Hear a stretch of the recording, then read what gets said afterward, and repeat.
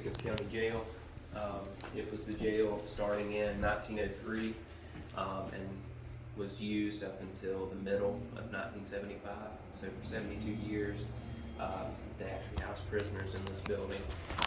In the early years, I don't know how long exactly, how many sheriffs, but the sheriff and his family lived here in the building.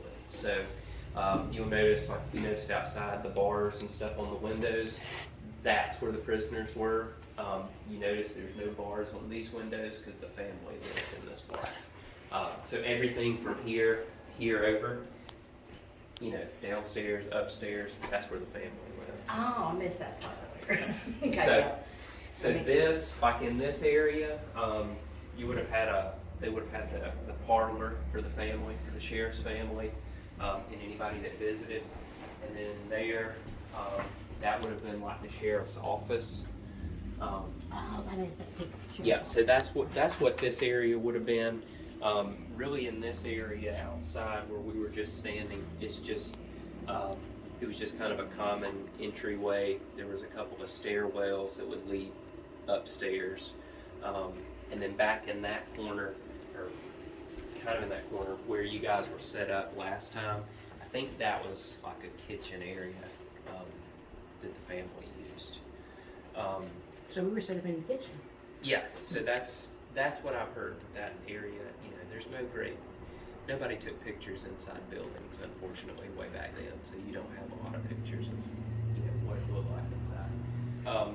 But, I told you guys this last time, but there used to be, the way it was split up, these are two closets now, but if you were standing here years ago, there would have been a steel staircase that went up and away, and it would take you up so you could go this direction to where all the prisoners were, so they had it barred off and everything, so everything was completely, there were bars here, bars on the other place, the other side, so there's absolutely no way prisoners could go back and forth where the family lived. And then it's my understanding that it was somewhere in this area, there was a wooden staircase that went upstairs so that the family could go where their bedrooms are.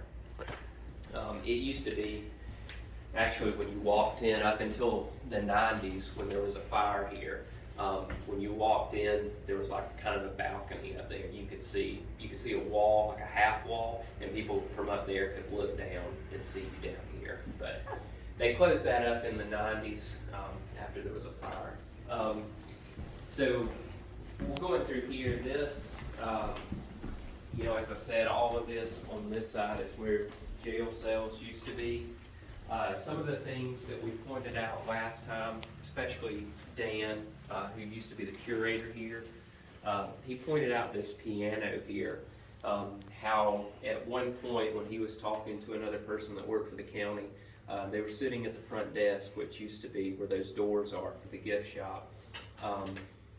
And out of the corner of her eye, she could have sworn that she saw a little girl twirl as she was dancing through here, maybe as if she was, listening to somebody play this piano. And so after he did some digging around and found a picture of John C. Calhoun's granddaughter, Floride, he found a picture of her and showed it to the lady that had seen this, and she said, that looks a lot like that little girl that I saw through here. So that would kind of make sense, that she probably, this was at Fort Hill where John C. Calhoun lived, which is over at Clemson University. So it's likely that if that was her ghost attached to this item, she would have heard, maybe heard her grandmother or her mother, somebody play this piano back in the day. Now, I want to focus in on these pistols. Okay, yeah. Because I did get an apple Sure, or yeah. a stick figure. So these pistols were originally the Loyalist Captain John Hamilton, correct? Yeah, I believe to be. That's the story we have behind them. That these are pistols that Andrew Pickens took from him during a siege on a fort during the Revolutionary War. So that's really all we know about those. So it's really interesting to know that you had something go on last time that could have been, involving those. Yeah, because it was a distinct, and it was not something that could map in, and it was really cool that I could not remember what was there, because all I could see was the outline of this thing and this thing. So it looked like it was literally going like this. You know, I thought, first thing was washing your hands. I thought maybe it's an old thing, washing his hands, or, just kept on like it was trying to get something. You're trying to grab something. And once it was gone, I turned on the light and I was like, "You've got to be kidding me, really?" Because it adds all up. Pistols, doing something with his hands, like trying to get something. So that's why. And then also this sword. Dan did tell me, and I forgot about this walking cane sword, but it was over here. Yeah. So it was in this area over here. It wasn't over here. So that was really so. Yeah, both items. I mean, obviously, related to Andrew Pickens. So I don't know, what he would be more likely. What would be more attached to. I don't know, but it's not anything I've ever heard in. So that was really cool. So I'm gonna really, in this area. dig my heels in on trying to find out what was here. All right, so there's not really, aside from we talked about this the last time. So there's the jail cell in here, which is original to like the late 20s. They expanded the building a little bit in the 20s from right here where this pump is in the floor to the back. They expanded the building. So that's a cell that's been there since like 1928 or so. But one thing that some of the things that we've noticed in here, over the years, you might hear like one key hit on the piano, and I'll remove this. I did this last time because we do it just so people won't mess with the keys, because if they can't see them, they won't mess with them. Makes sense. In the days before it had a cover on it, people would hear just like a single note out of nowhere when the museum was otherwise empty. Dan mentioned last time that we were having an event and he was standing here with his arms crossed. There's a lot of kids, and people kept wanting to mess with the piano, mess with the cover on it. And he was just standing here, just watching, just to make sure nobody was messing with anything. And he had a distinct pinch right up under the arm, and looked around, and he thought maybe a little kid had snuck around behind him, but there was nobody there. And he took a picture of it.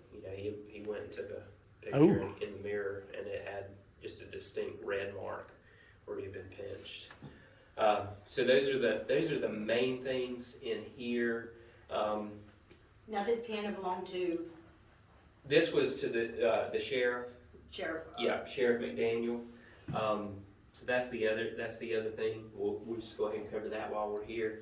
So Sheriff McDaniel and his family, they were the first ones to live in this building. The first sheriff to live in this building when it was built. And so you'll see that's him and his wife Sarah in the bigger picture. And then this picture shows, I think most of these people actually did live here. Dan said that when they lived here, they were actually building a house just down the street where they were going to live. But in the first year, Sarah, I think their oldest daughter and a daughter-in-law, they got typhoid fever and they died here in the building. Oldest daughter and daughter-in-law? Yeah, I think it was the oldest daughter. I know it was a daughter and a daughter-in-law. I'm not sure if it was the oldest daughter, but I think it was. They say on this right here. It says a daughter and a daughter-in-law. But there was 5 of them that contracted typhoid fever, but those 3 are the only ones that died. Just 3. Somewhere in an article I read it was like 4. Remember, people were sending me stuff like crazy. Yeah. More of them contracted it. They thought that it was something like a sewer line leaking into the well water, something like that. But that's not been the long running story. But it may have been the truth, may not have. I don't know.